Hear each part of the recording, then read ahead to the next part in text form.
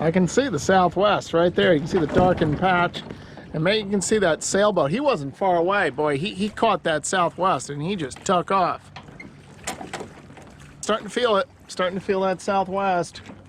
We should begin to pick up pretty soon here.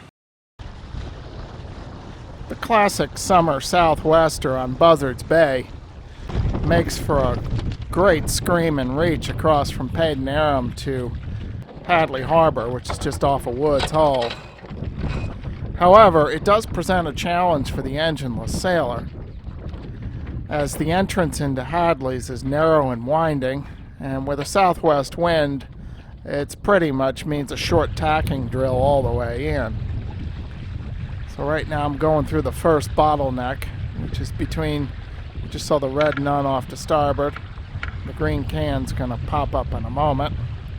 Oh, nearly took the paint off that thing. Naturally, as you get in closer, and right now I'm in the lee of Bull Island, as the wind is going to go light and fickle. So, still tacking up wind, except don't have a lot of pressure to get the boat to accelerate out of the tacks.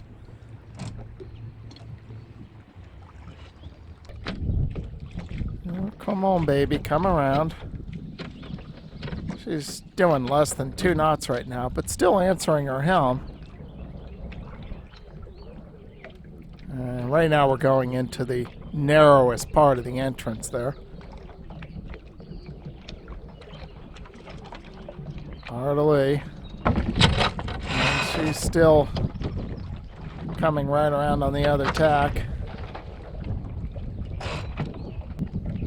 And again.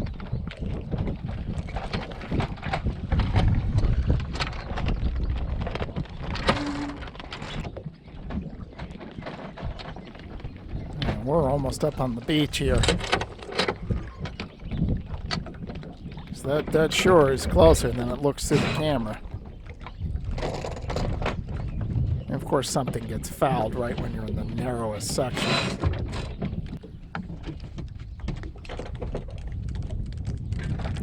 Another thing you gotta watch out for is boat traffic, especially power boats.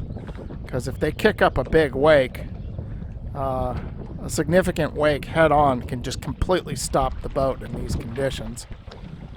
Luckily, this guy is being nice and going very slow. Because if I had to punch into any kind of a wake right there, I'm maybe doing 1.5 knots, it would just stop the boat dead.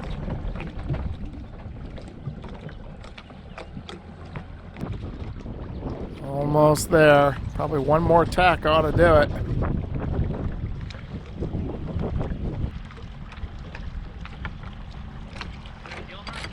Yes. This guy recognized Ruth Avery as a Thomas Gilmer design. And there's Chris showing up.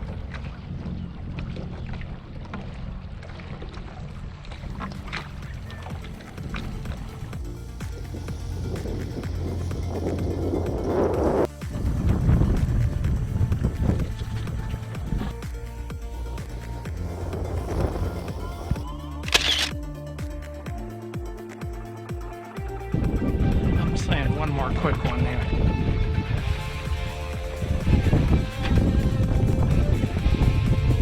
Now the final hurdle, which is to sail up to the mooring. And then we can rest for the day. I think we'll make that one.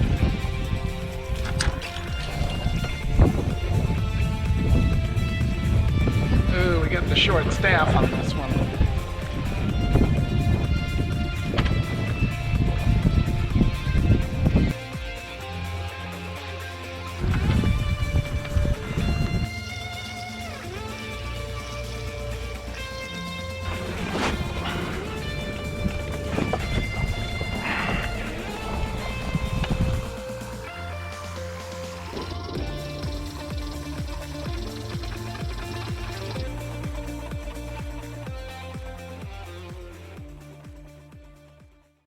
Has a CO sensor.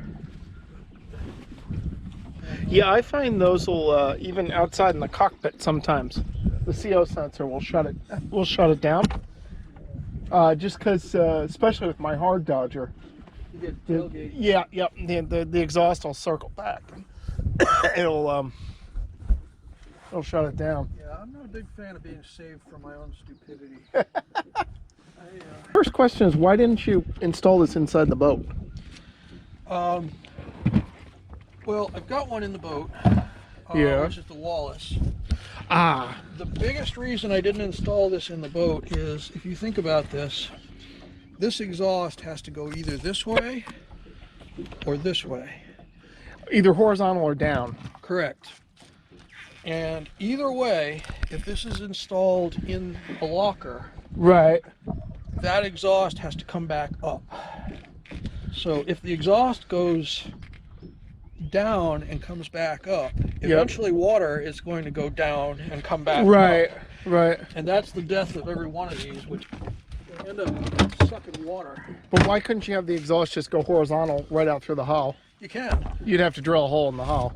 but this boat has such low freeboard that if you ever rail down, Right, right. It's going to backside. it's still going to come back in. Yeah. All right. And all of these SPAR Webasto diesel heaters are meant for buses. Right. So they are meant to exhaust down through the floor of the bus and out. And they're used successfully on boats, but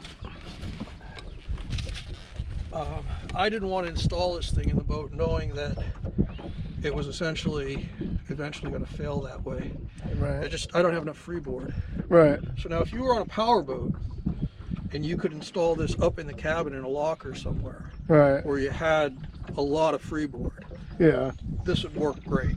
Oh, all right. And that's essentially the reason that and the fact that, to be honest, again, I didn't want to drill $1,000 worth of holes for an $80 heater. Yeah. You know. Yeah. So you paid about $100 for this.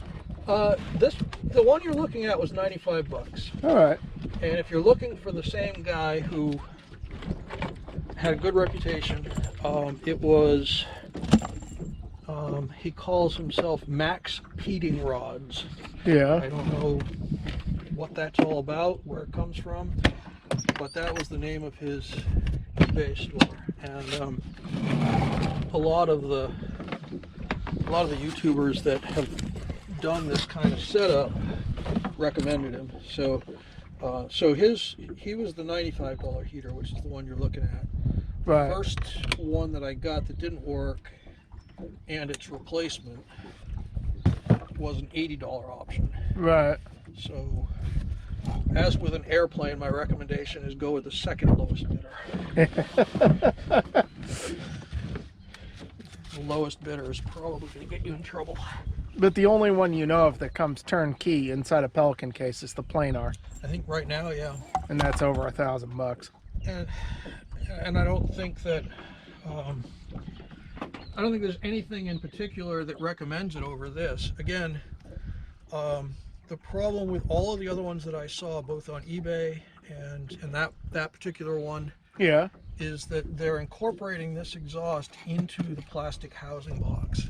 Yeah. This is wrapped for a reason. Right. It gets hot. That gets, yeah, you're talking, you know, I've forgotten now. I use the temperature probe on it, but the chamber is 200 degrees Celsius. Yeah. So I think the exhaust temperature is in the probably 500 degrees Celsius. Yow. Yeah. Right. So if you were to take this mass of stainless metal and build it into this plastic box, the next thing that happens is you've got to put ventilation in the box. Right. So if you watch the videos, the guys that are building these, they'll do that. So this heater is in the box, exhausting downward, exhaust coming out the side of the box, and then they find out that it's too hot in the box. Yeah. It's like overheating the circuit board and everything else is just Yeah. getting too hot.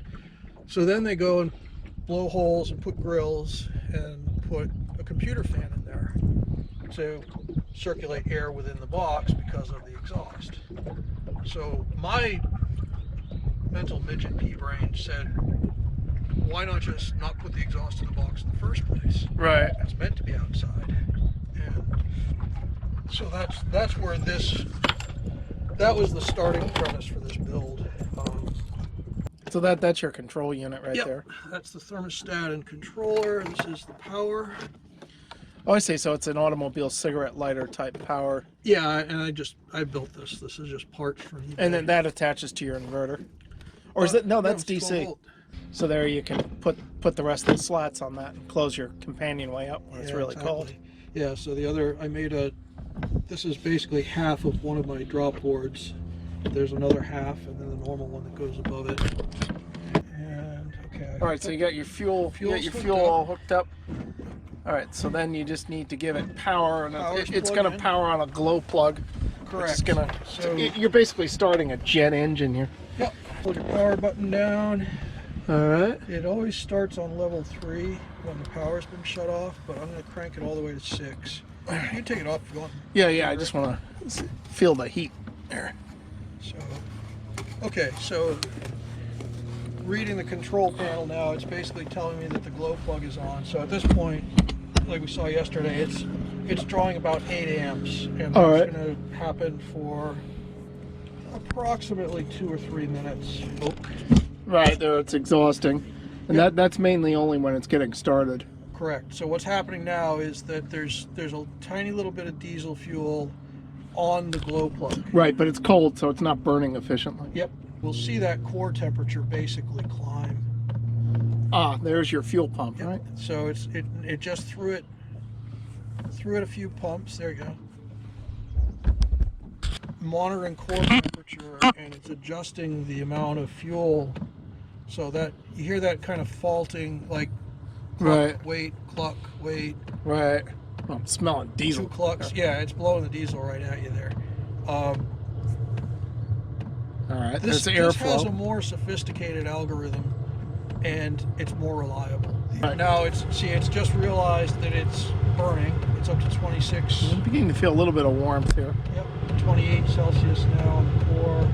So the core temperature's rising, 30. The plug is actually switched off.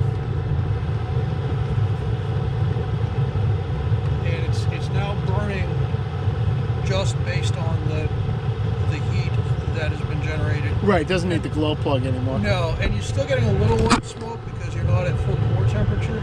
Right, I'm smelling that smoke too. Yep. It's definitely getting warm now, I can feel it. Yep.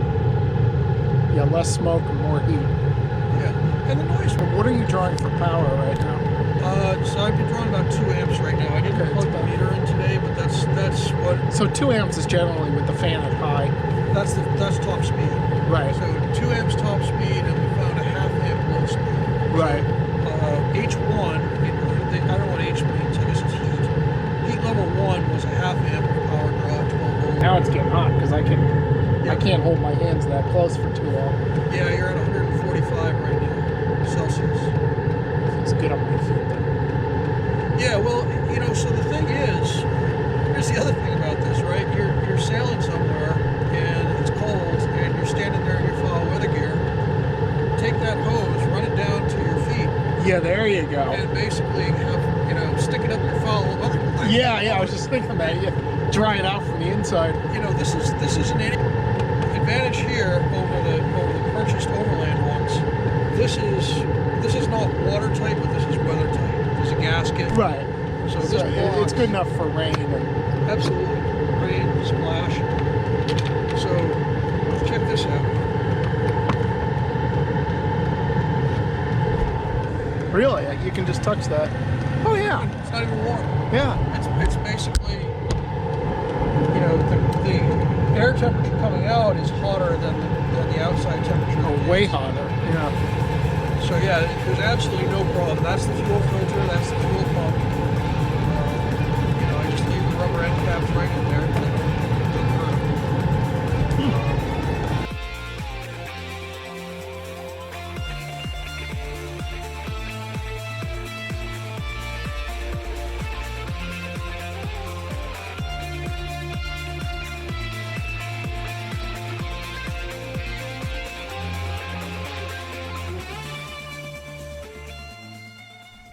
Consider supporting this channel by becoming a patron. As a patron, you will be able to view my videos free of ads. You will also be able to leave comments, ask questions, and message me directly. You can become a patron for as little as $5 a month.